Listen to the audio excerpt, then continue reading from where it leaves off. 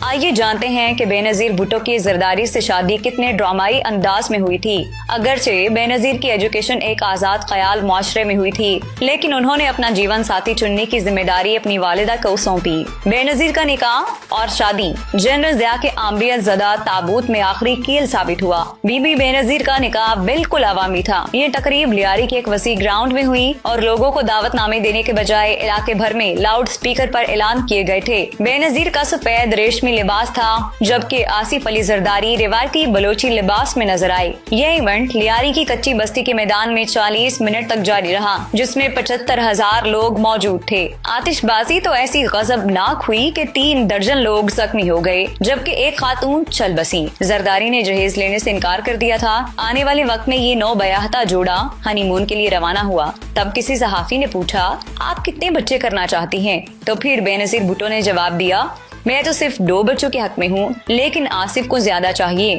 Dawn کی report کے مطابق شادی کا سارا خرچہ بھٹو فیملی نے اکیلے کیا تھا۔